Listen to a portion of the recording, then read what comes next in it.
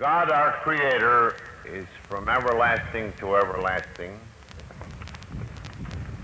But we who gather here are very sensitive to the passage of time in this brief transit of ours, and to events that mark great turning points in our lives and in the life of this movement. So we have been gathered here in these 3 wondrous days in gratitude and in self-survey. And I might add the light touch by saying, as the conductor of that self-survey, I caused you to deep freeze the traditions for about 2 hours on cakes of ice.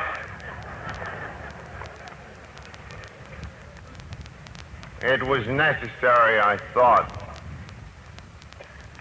since a day like this may never come again to any of us, that we set certain things upon the record.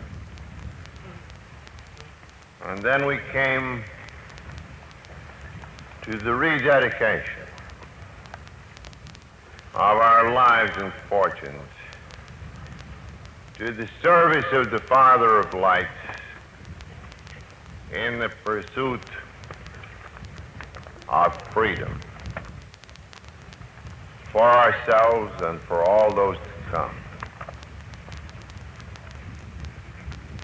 So it is altogether fitting that we are gathered here this morning in the spirit of our 12 steps, which suggests, yes, it enjoins us to try to perfect our conscious contact with God.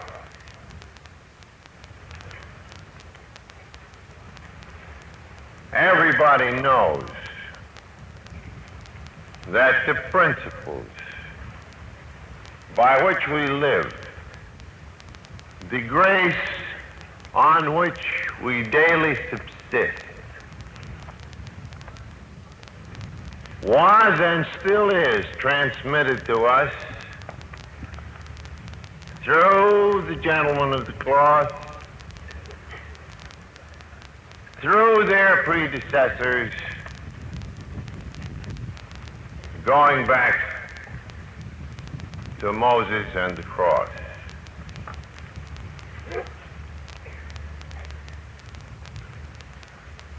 So it is a wonderful thing to feel that we can be led in this effort to reach a more conscious and loving contact with our Creator by such 2 dear friends as we have sitting here. One, a very old one,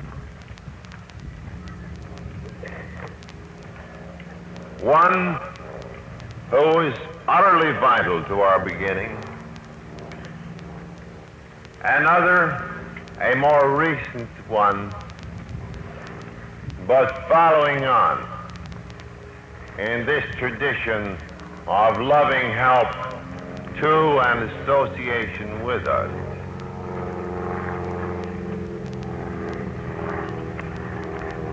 We've talked about the language of the heart, and this is often best transmitted in silence. And certainly after what transpired last night, I think silence is my best way of completing my transmission. But before presenting each of our dear friends, I bid you not farewell, but au revoir. And may Providence so design it that I may still meet many of you as we trudge the pathway to whatever destiny God has in store for us today. So no farewells, but au revoir. And I think Lois would like to just do that too.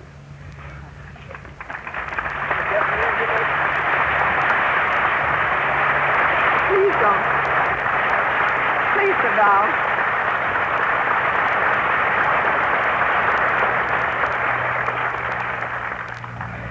Thank you very much. And thank you for all your love. Bill and I, our hearts are full. We can't say any more than thank you and au revoir also.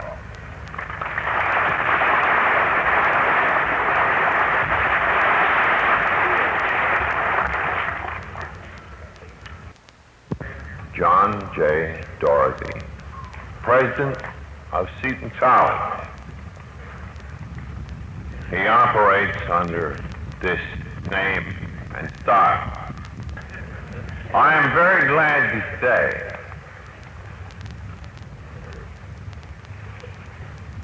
that from his church and its men of the cloth, one in particular,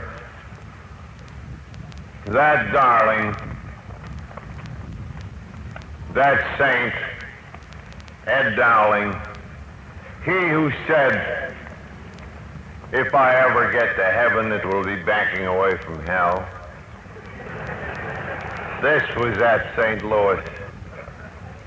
We hoped he'd be here, and I have a notion that he's probably swinging a leg off this table now and saying, ain't it swell? Yes, I live closer to that man as a spiritual advisor than any other person in the world. It has been a great privilege. And now comes somebody who is very dear to an ever-growing circle down there in Jersey. The extent of his love, his guidance, even now, I suppose only God knows for us of AA. He is beloved. He is cherished. And so we'll now get down to his right name and say, Father John, lead us.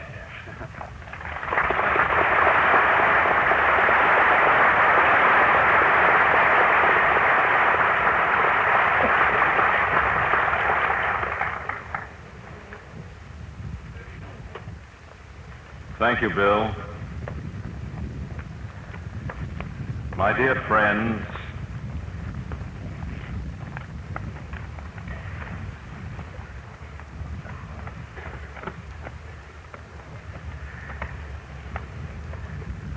a few years ago, I used to tell a story very often. I told it about myself. I guess it's part of my case history. I told that when I studied in Rome, and when I came home, that the pastor, being very proud of his young parishioner, asked me if I would give a talk. I was very flattered with the invitation and excited, looking forward to the event.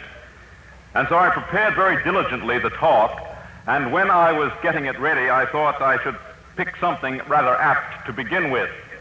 And so I chose the lines, since I'd been away from home for some years, I chose the lines from the story of the prodigal son. I will rise and go home to my father.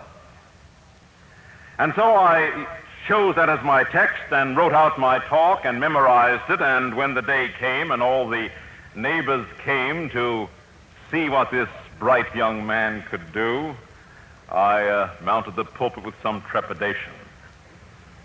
And I gripped it very firmly and said in the best voice I could summon, "I will rise and go home to my father."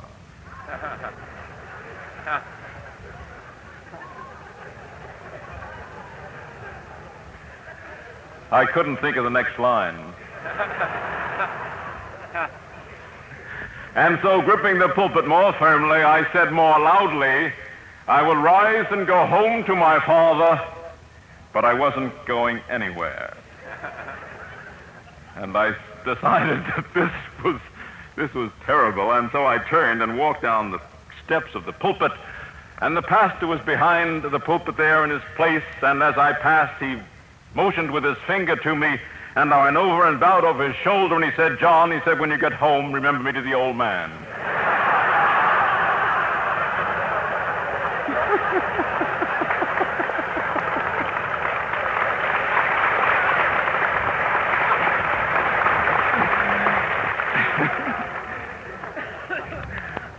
You know, I told that story so often I was afraid it might have got to California.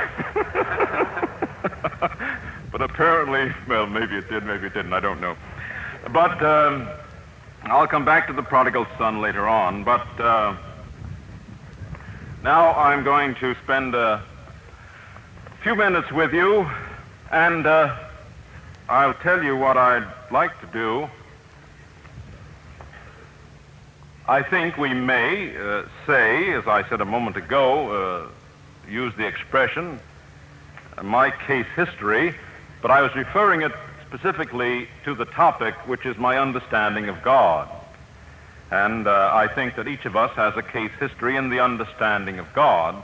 And I am confirmed in that judgment because I recall that St. Paul said, "When I was a child, I thought as a child, I spoke as a child. When I became a man, I left aside the things of a child." And I think it is true of every one of us that as a child, we have a child's understanding of God. And then as we grow and have the experience of living in adulthood, with its ecstasies and its miseries, its heights and depths, sunlight and its shadow, all these that I describe, figurative language, these things help us to come to the realization that the child's understanding of God is not enough for a man. That a man cannot live, really, a life as a man with a child's understanding of God, that he has to substitute for it a man's understanding of God. Now, in order to do this, it's something like the fellowship. I think he needs help. I wouldn't suggest at all that to understand God better, someone take me and place me on a desert Ireland. My speech professor will be abashed at that. That someone placed me solitarily on an island and let me figure the whole thing out for myself. No, it has been really through a fellowship of many that I hope that I've come to something more than a child's understanding of God. And that fellowship is not merely in the present, it's also in the past. It goes way back into the past, and these people are not recorded for us as we're being recorded today for others, but the great spiritual leaders of the past are recorded in writing, and I think now of the writings of the past that have helped me to come to a fuller understanding of God. And I would like to just refer to a few of those. I think, for example, of the lovely lines of the psalmist, "The heavens declare the glory of God, and the firmament announces the work of his hand. Or the other lines of the psalm, what is man that thou art mindful of him, or the Son of Man that thou shouldst visit him? Thou hast crowned him with honor and glory. Thou hast made him a little less than the angels. It's lines like this, or the other lines of the psalm, as the hart panteth for the living waters, so does my soul long for thee, O Lord. When shall I come and appear before the face of my God? It's that sacred poetry that communicates to us the fact that men centuries and centuries ago, had this experience of God, this reaching out for God, this search, this seeking, this striving, this longing, this burning, this yearning. These things my forefathers felt in lands far distant. And these things they expressed, and they have come down to me through a chain of many tongues into my own tongue. And one of the great privileges of my work has been to be able to go back through tongues and to read those poets, those inspired poets in their own tongue, the Hebrew language. And so we owe much to the fellowship of spiritual men through the centuries who have brought to us something of the realization of God. And the thing that emerges as we delve into these men of the past, and as we delve further into human experience and our own experience of ourselves, is that really God is beyond understanding. That the creature gets a glimpse of the Creator here. Only a glimpse. As Paul put it, we see obscurely, as in a mirror. And he was thinking of the old bronze mirrors they used that became tarnished, and you saw yourself only dimly in that mirror. And so it is our vision of God. And so I say this to your encouragement. Do not be too anxious if your vision of God is not something like the brightness and the brilliance of this day. All you need is enough of the vision of God that your faith will supply.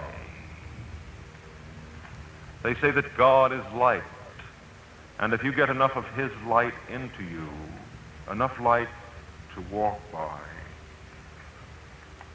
apparently he feels that's enough for now. But if you go following, seeking in this light, there will be more for another time when you need more. For I think it's part of the mystery of God that he reveals himself so slowly, and sometimes that you must see him from the flat of your face through a dark night of despair. And somewhere far up above you there seems to be a candle. And that's your hope, that your help is up there.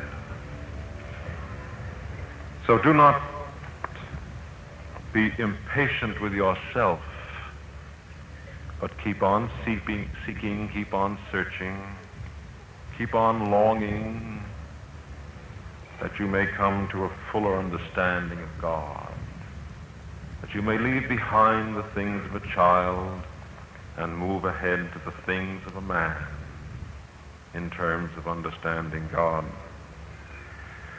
And so I say the thing that emerges from this reflection and delving into men of the past is that God is mystery. And when you reflect for a moment on that, you would think, well, it should be so.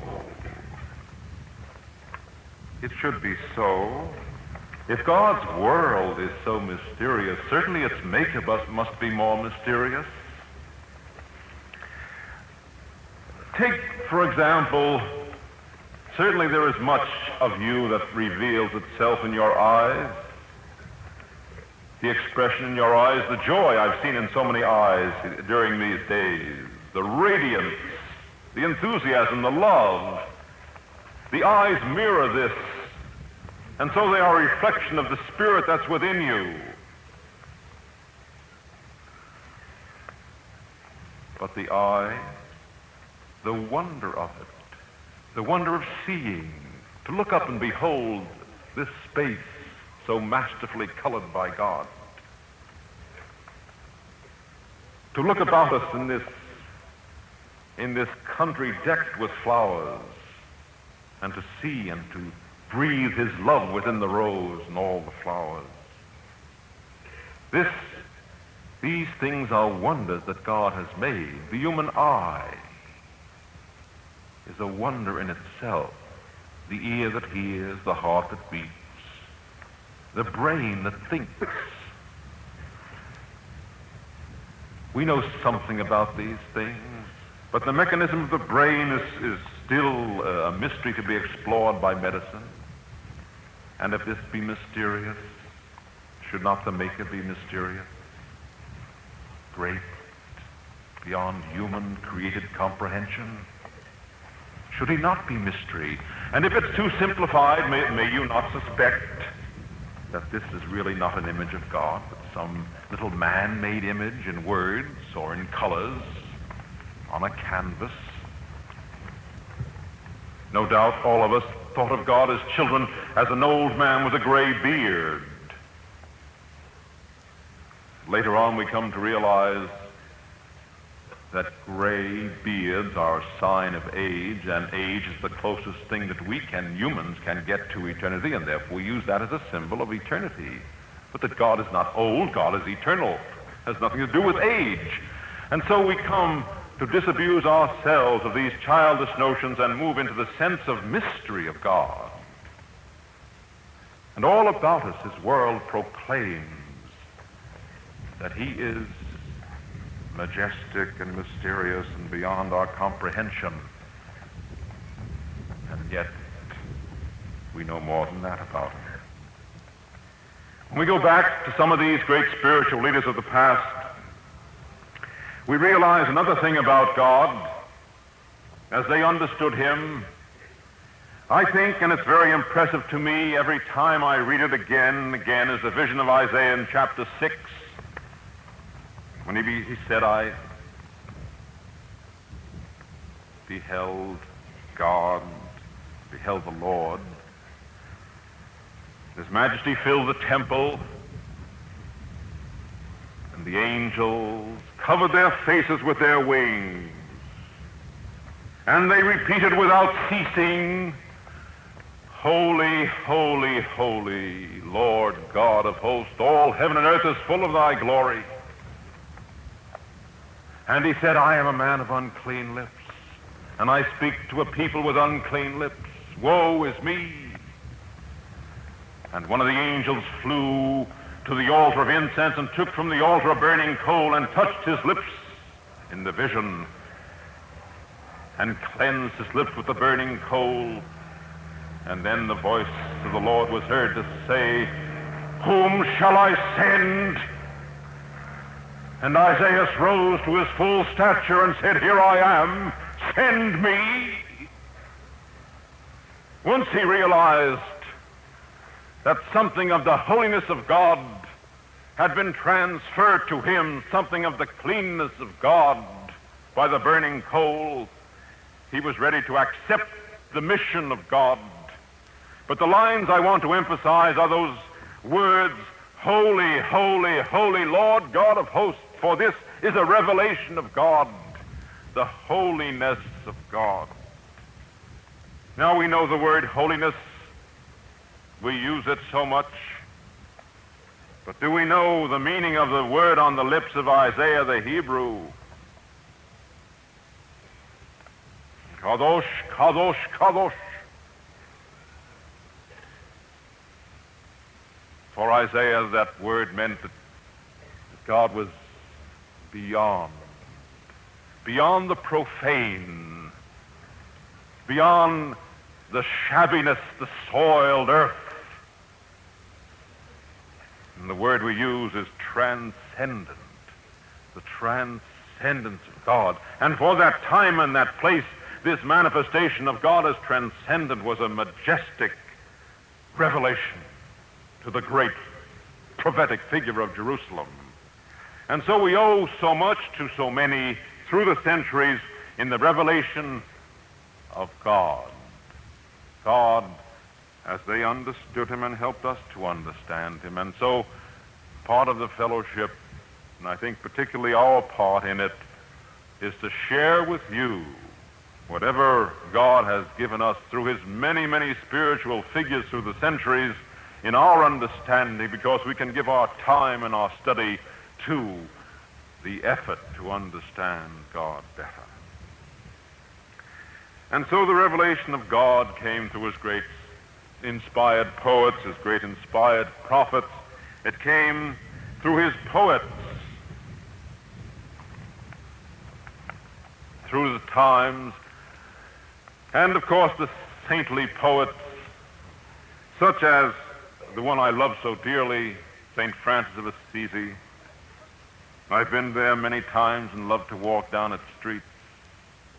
There's so much like the streets when he walked down them. To look up over the Umbrian Valley and to stand on the little balcony where he composed his hymn to the sun, beginning in that lovely, beautiful early Italian language.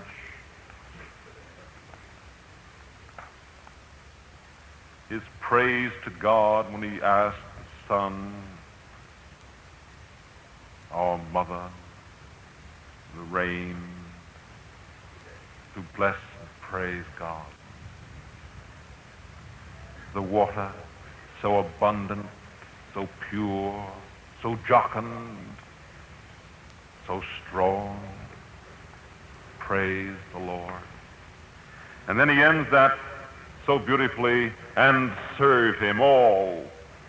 Serve him with great humility. And I feel that you have a great understanding of that last line, serve him with great humility. For humility brought you into AA. Humility has kept you in AA. You grow in humility through the fellowship of AA. You leave the things of a child. And one of the great things of childishness is pride. And you leave it and cling to humility. So please serve him in great humility, and you will come to understand him better. And so on, we come through and through so many great spiritual figures, great minds, great hearts that have revealed God to us so that we've come to see him better. And I would like to finish with the greatest, the man from Nazareth. And I would like to choose a few aspects of his revelation which I think are most meaningful to you in your effort to understand God better. I've often quoted at AA meetings one of the lines of Jesus which I think are very meaningful to you. Are not two sparrows sold for a farthing? And yet not one of them falls to the ground without my Father's knowledge. How much more worth are you than many sparrows? The very hairs of your head are numbered. This is a consoling revelation.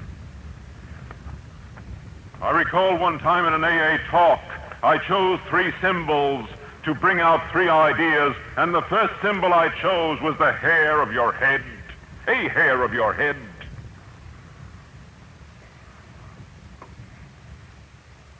And the hair of the head I chose as a symbol to bring me into this encouraging line of Jesus that I've just repeated for you. Are you of not much more worth than many, many, many sparrows?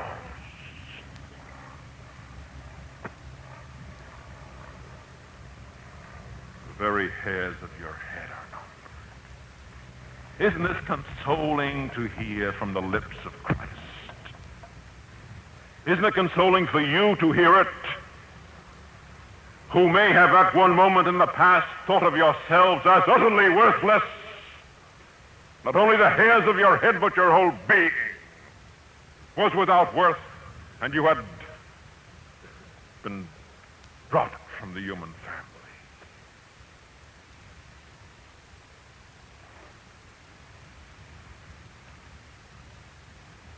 There are other revelations, other words that are most consoling, I think. And one of them certainly is the word that you say at the close of each meeting. Our Father, who art in heaven.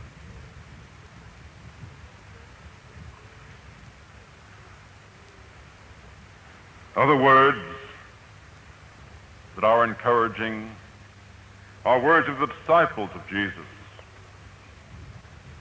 And one I think you'll understand is this. I have said that God is mystery, God is holiness, God is majesty, God is transcendence. But I think it's more encouraging for you to hear what John wrote, God is love, and he that abides in love abides in God, and God in him. And as we meet here together, your friends in the clergy, what do we say to one another? We say, where have you seen such love? So you know the understanding of love, and in a very eminent degree, let me assure you, and understanding love as you understand it, I think you can understand God better through it. For God is love. Turn to the word, our Father. And that you might understand better the meaning of that word Father as Jesus used it. He said there was a man who had two sons, and one asked his father for his inheritance and went off and wasted it until he was penniless. And he was ashamed to go home. But finally, when he found himself in the pigsty,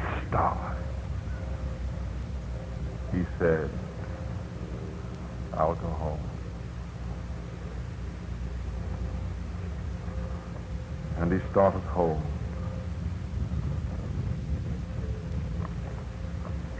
And the line I want you to notice especially is this, that the Father saw him a long way off, and he came to meet him. And I'd like to point out that if the Father saw him a long way off on that day, he did not see him for many days before, for every day he looked.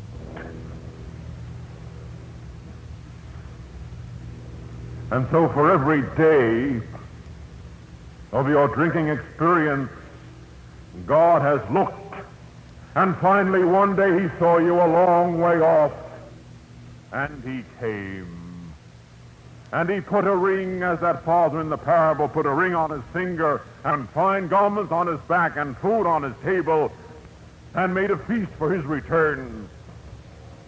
And when his brother complained that his father had not shown him such attention, the father said, you I have always, but he who was lost is found, and he who was dead has come to life. And you can understand that story of the prodigal son, can't you? And if God has given you good things, perhaps, I mean the good things of faith and hope and love and humility and sobriety and the things you've come to know in this fellowship, if he has given you these things, perhaps by meditating upon the gifts he has given you, you will come to a greater understanding of him who has given them. For he is the giver of all good gifts. And it could not be otherwise, because God is love.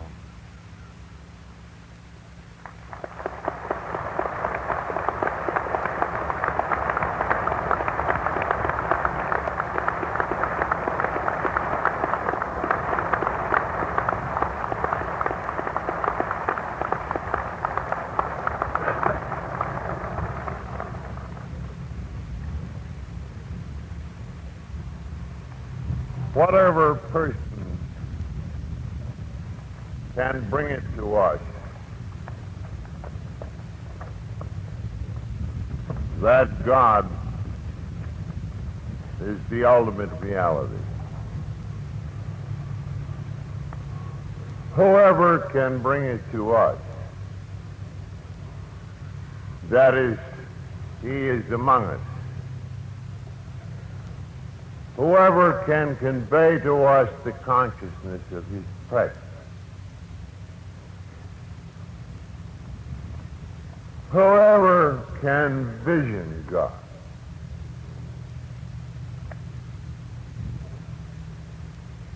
Give us a beatific vision in which we can wonder and rest. That man is our benefactor. And we have just felt and heard such a benefactor. So to Father John, I think this meeting would say, good sir, thank you and your fellows, and thank God for your infinite benefactions to Alcoholics Anonymous.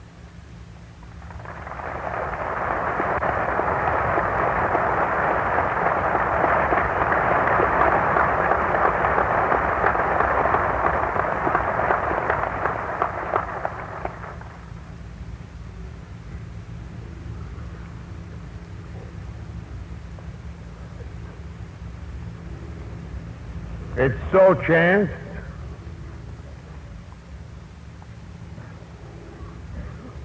that Sam, our next speaker, our friend of old time,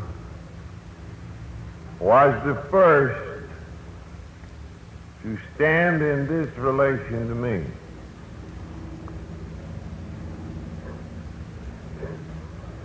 I shall never forget my first sight of him there in his pulpit. But it was more than a sight and a sound. It was a feeling that here was utter honesty, great courage, complete forthrightness, and here was the man who more than any in those early days made me feel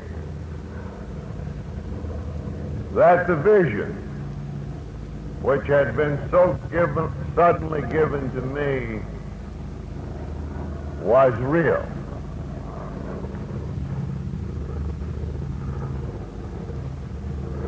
So Sam, to me,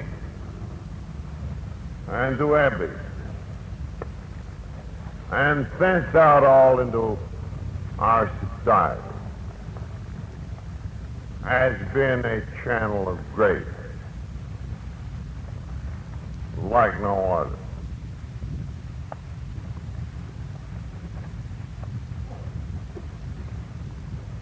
I think he is called the Reverend Dr. Samuel Shoemaker,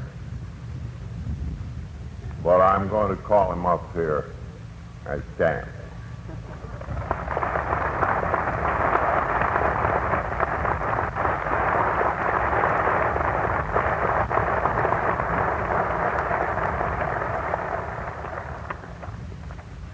Dear Bill and dear Lois and dear everybody in AA, because there isn't any crowd in the world that I love more or feel more at home with than I do this crowd. In St. Louis, after this same occasion, a gal said to me, "You may not be an alcoholic, but you sure do talk like one."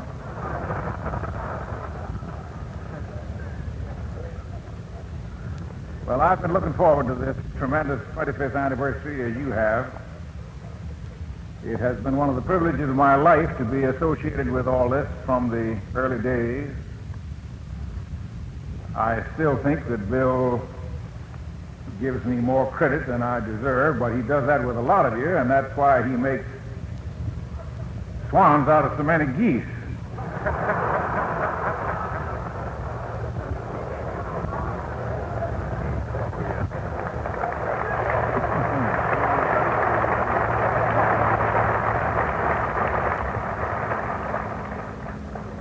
We were doing some work in my old parish in New York, Calvary Church, that was helping some people to find God. And Ebby and Bill and some of the early founders saw some things going on that they felt might be helpful to alcoholics. And they incorporated them in the principles. We also had made some mistakes that didn't need to be made twice, and they didn't incorporate them in.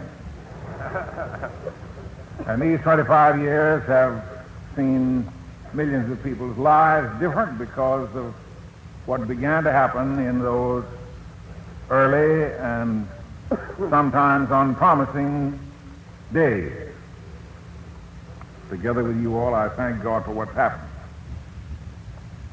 Now, in a way, principles are more important than persons, hence anonymity.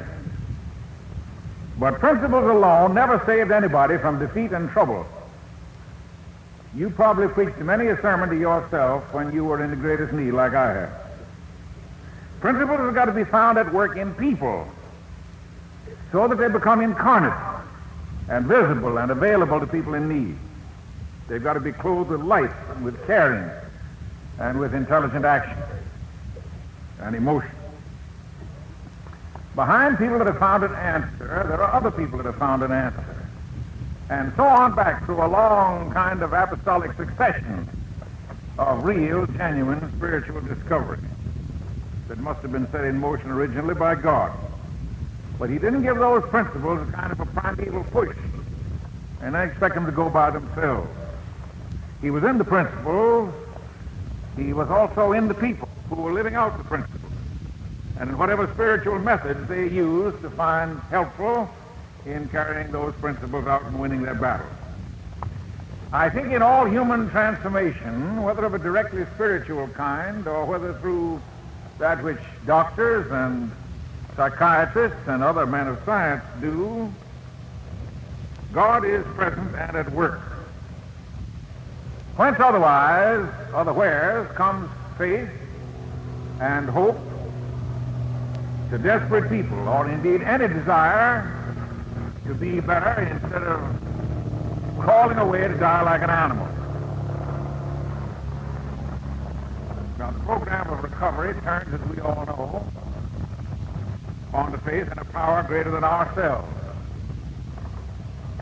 Willpower and the appeal to it as sufficient to get any of us out of his troubles are a standard illusion. That isn't only true about alcoholics, that's true about everybody else. When you think you're able to manage your own life without God, you add pride to whatever other sin you may have. And pride is not only the first of the 7 deadly sins, but it ought to have a category all by itself. Because it's vastly more subtle and vastly more dangerous than any other sin whatever. It's always striving to sit in the seat of God. Many people's problems begin to be solved the minute they know they can't solve them by themselves. That puts pride right out of the driver's seat. God would be psychologically necessary even if he weren't theologically necessary. Nobody but God is big enough to tell the human ego to move over.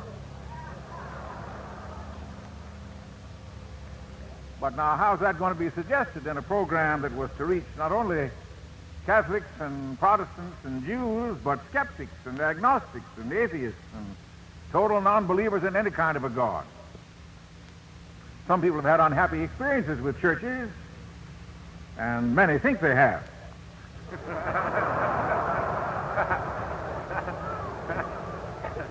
How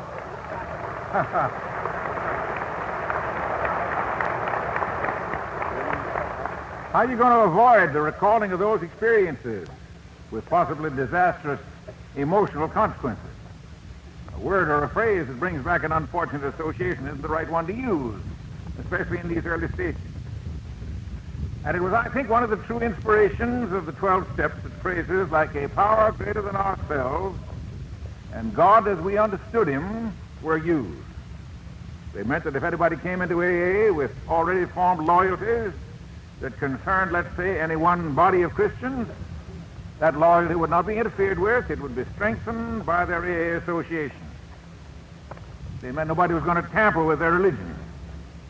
They meant you could begin with a very modest faith, for really what one was dealing with was whatever power is helping these other people. We may not have known much about what that power was. We only knew these people used to be defeated, and now they were victorious in one very important area of life. Now that never did mean, nor can mean, as the Monsignor was telling us a moment ago, that we remain satisfied with the truncated idea of God with which probably we began. The God that is a great deal more than we can ever understand of him, and we learn more of him by experience than ever we do by argument or futile discussions with the beliefs as to whether our own church is better than some other church. Now, if we're satisfied with the beliefs that our church tells us to hold, then we'll go along with them and grow as that church encourages us to do. But if we come to AA with little or no faith, our initiation does not begin by being asked to swallow a lot of doctrine that we're not yet prepared to swallow. AA says begin with as much faith as you've got. There is some higher power that's helping these people. What we have to deal with is the God that really is, and not our human concepts of him. Much better for anybody to pray to the God that is, he with no name and we with no words, than to pray to your own creation of God with words prettier than a poem but fictitious.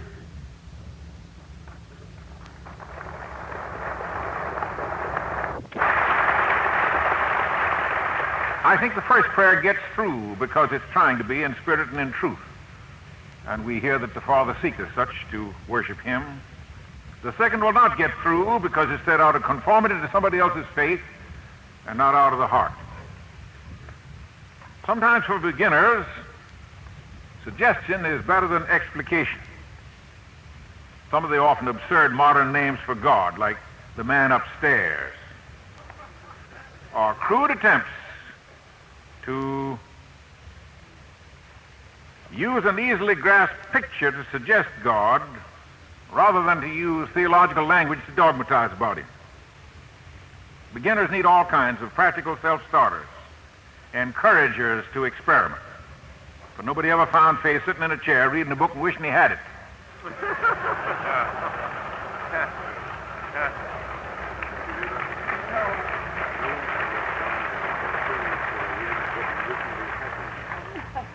We often begin by acting as if faith were true in order to find out whether it is true.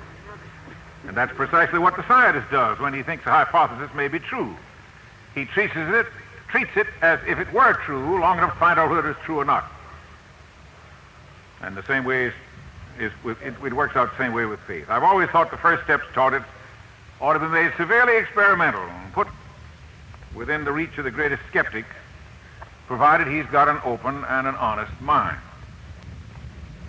I can't get away from the feeling that fundamentally AA is a spiritual experience. What gives the lift is the power greater than ourselves. I remember the very early days of Calvary Mission in the Gas House District on 23rd Street in New York. A character came in one night named Larry. He came because he had met on the street an old pal of his in the days of what they called sin and drink, whose name was Fred, but he was called in the underworld the Spider. And he greeted the Spider by saying, "I thought you was dead." And Fred said, "I am." "The fellow you used to know is dead. This is a new one." And Larry was puzzled and intrigued, and he asked how it happened. Fred said, "You see that sign across the street?" He said, "Yes." He said, "You come down at 8 o'clock tonight, you'll find out what changed the Spider." And that night, without any vestige of faith of any kind, never having heard of God or Christ as anything except a swear word, Larry made a start. He'd been brought up by an atheist who'd been kind to him. And he wound up in the underworld with no knowledge of religion whatsoever. Now, to what did he begin that night to surrender his life? To the God he saw at work in Fred. To the God that had changed Fred and might change him. And let me tell you, Fred, pretty nearly 30 years after, is still going strong. Now, AA has never had any of the usual connotations of a rescue mission. But this combination of exposure and experiment, of seeing the higher power at work in somebody else, and seeking the same experience in one's own life, goes on in the lives of all AAs who have no faith whatever to begin with. It's the experimental approach to faith, and I think it's a good one. There'll come a time when you can't leave it as just an experiment. You've got to grow, as the Montaigne's been telling us. You've got to go on and think out what has happened and use your mind about it. You'll probably be a good deal stronger if you link up, as he suggested, with some outfit that exists to help people definitely with their religious faith. For we need to grow in the spiritual dimension. And we certainly don't want to make a church out of AA. That would cause trouble. But as a precursor to the church, what St. Paul called the law to the gospel, a tutor, a schoolmaster to get us ready for the church, I think AA stands second to none.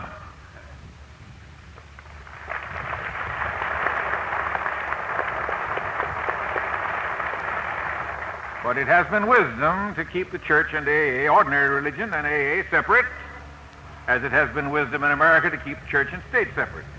Doesn't mean they don't work together. It just means neither of them tries to usurp the functions of the other. Thank God for the amount of cooperation that there is between the churches and AA. Now, this is one thing that I think the churches and all agencies that deal with need for a change in human nature would do well to heed. This experimental approach. We need our scholars who can give us reasonable approaches to these great realities of spiritual faith and life. But I think it's very seldom that mere good reasons or arguments get people much above their trials and temptations and illnesses of body or of soul. It's evidence that does this. It's the sight of somebody who's been healed and changed. Arguments very often confuse and irritate and drive wedges. But the evidence of experience makes clear and draws and unites. There's a verse in the Acts which says, "Seeing the man that had been healed standing beside them, they had nothing to say in opposition." Do it, and people are glad you did it. Get into a discussion about how you did it or what did it, and you'll be separated from it in about 5 minutes, knock all the bloom off it, and somebody's going to get mad. In many places, the churches are giving people good arguments. What they ought to be doing, and at best they are doing, is giving people some samples instead.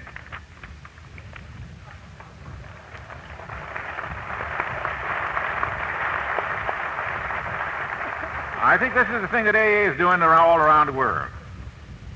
We don't hold up these people as saints and paragons anymore. The church holds up its people as saints and paragons. We don't say, look how good these people are. We say, look what they used to be, and how much progress is being made, and come join this fellowship of honesty and of need. If this ever got to be a league of dry and righteous people, well, I'm not going to finish that sentence because you'd all be drunk by sundown.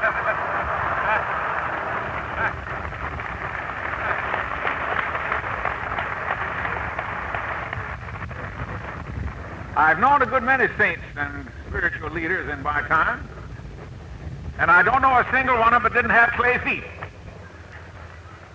I don't mean they were insincere. I don't mean they were hypocrites in the ordinary sense. I just mean they were human beings like myself, and human beings sin and fail just as long as they continue to be human beings.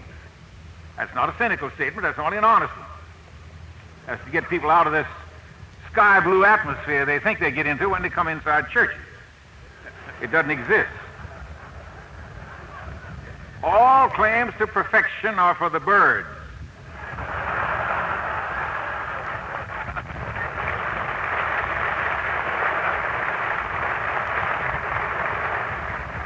But sobriety and mended lives and new relationships are within the grasp of everybody, provided we seek and accept the help of God as we understand it. And we must say something else. While we must always allow for some people in AA who continue to say that they don't believe in God in any conventional way, I hope there's some people like that here this morning, and recognize that they have found sobriety as well as those who do so believe, we must speak of how much AA has done to change what we meant when first we may have said God as we understood him.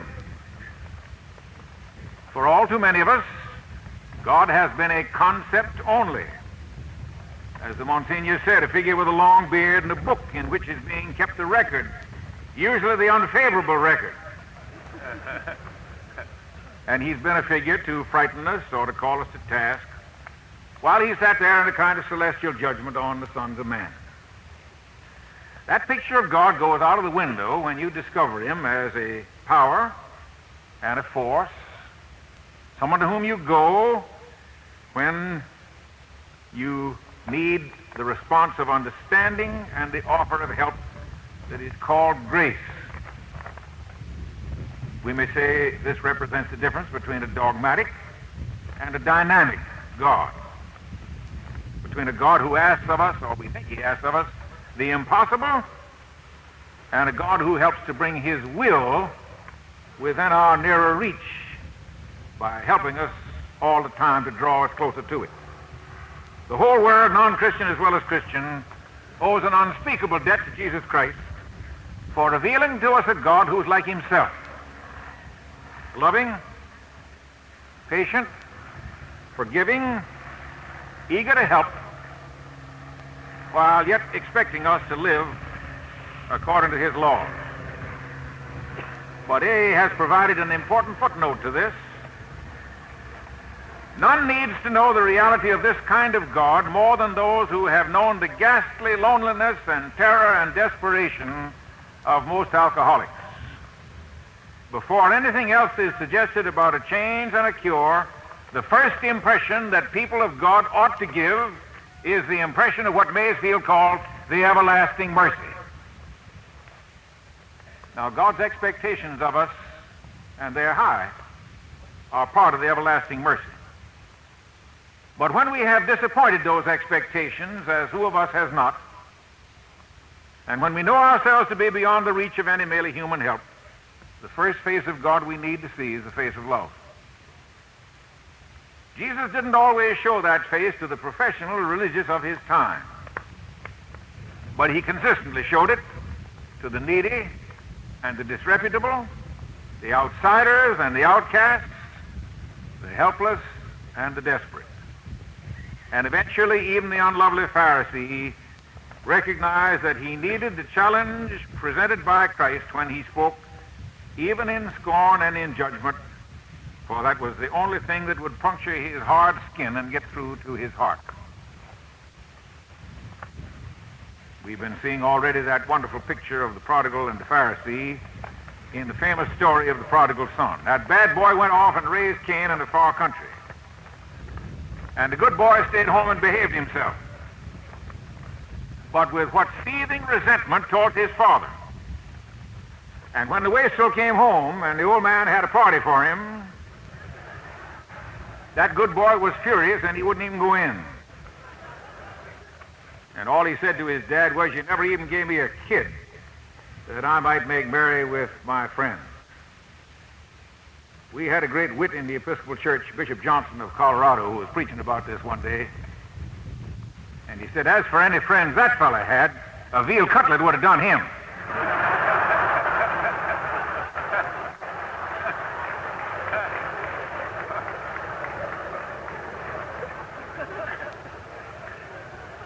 But I've always had a kind of a hope that after the prodigal stayed home a while, those two brothers might have gotten to know each other in a new way. I suggested it was a little frosty between them when he got back. But maybe the prodigal learned something about discipline from his brother. And maybe the brother learned something about forgiveness from the prodigal. Truth is, the good brother's heart was almost farther from his father's heart than the prodigal's was, way out in the far country. Good people often need to learn a lot about mercy. There's just one thing that out-and-out sinners can thank God for, and that is for a problem that is too serious to hide.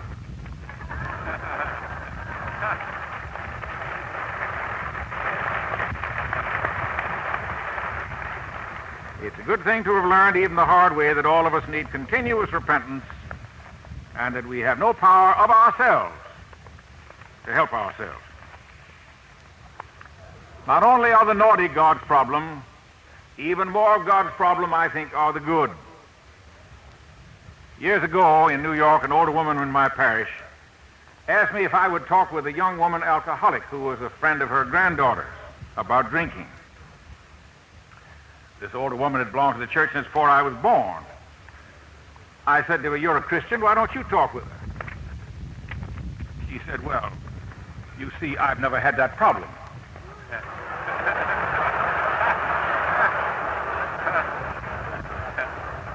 And I said, "Neither have I." But I went on to say some things to her about getting tight, on impatience, and self-will, and self-righteousness, and some other things. So that it never has been much of a jump from me to the people that get drunk on gin and whiskey. You see, she had told God many a time on a Sunday morning that she was a miserable offender, but she didn't really feel like it. Else it wouldn't have been hard for her to talk about any kind of sin with any kind of person on the face of the earth. That's what the Christian church is. It isn't all the best people in town on parade. It's the people in town that know they need help.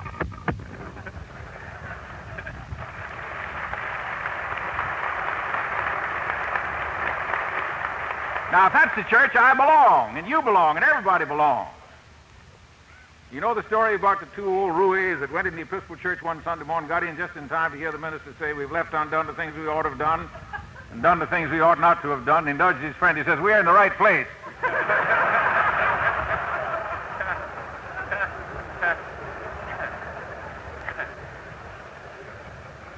Now, there's just one answer for any sin and any need on the face of this earth. And that lies in the forgiveness of God for the past and the grace of God for the future. I take that to be the spiritual angle of AA because it is the spiritual angle for all mankind. I close with a prayer that is said to be the prayer of a long-dead slave. "Oh, Lord, I ain't what I ought to be, and I ain't what I want to be, and I ain't what I'm going to be. But, oh, Lord, I thank you that I ain't what I used to be."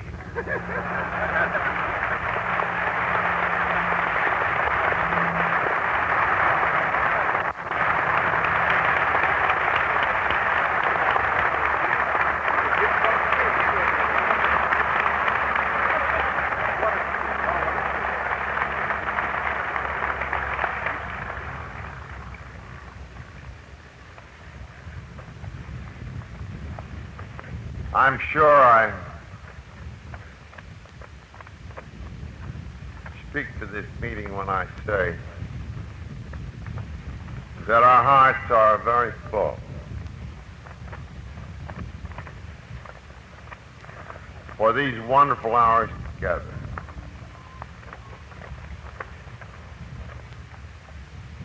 And for the ever-deepening sense of the presence of God and His grace among us. Father John, Father Sam have spoken, and we know they have spoken to God.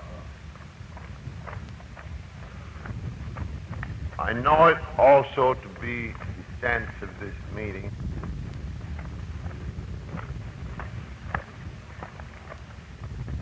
that it would be impossible to add anything more to it than the final contribution they have made. We wish to convey to them both and to their several communities the timeless gratitude of the Fellowship of Alcoholics Anonymous.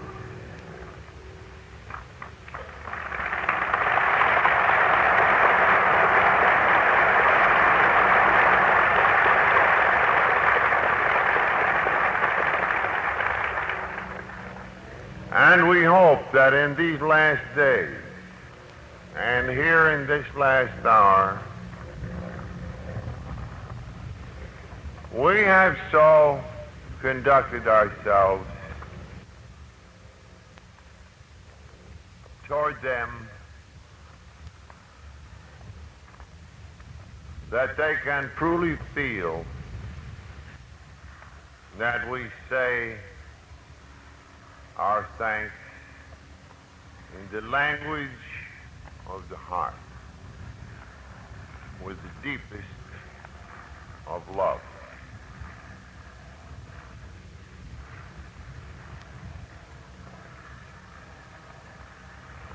As in time, there always comes the ending. So now we are in our last moments as one together.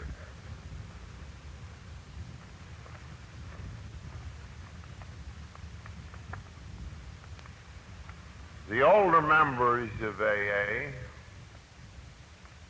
5 years ago, turned over to you, the younger members, the care for the destiny of this fellowship under God. We, who you were good enough to trust as your servants, have long since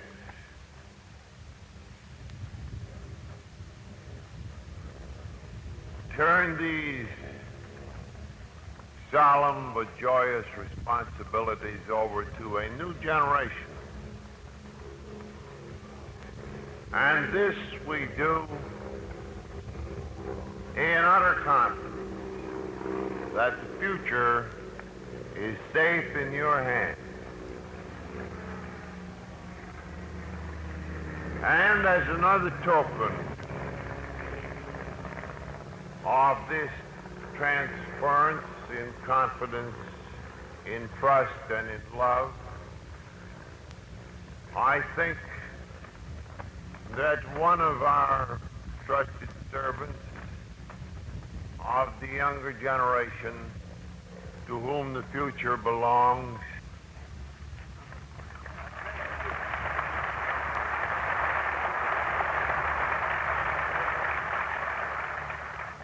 And to close, will those who so desire join us all in the Lord's Prayer?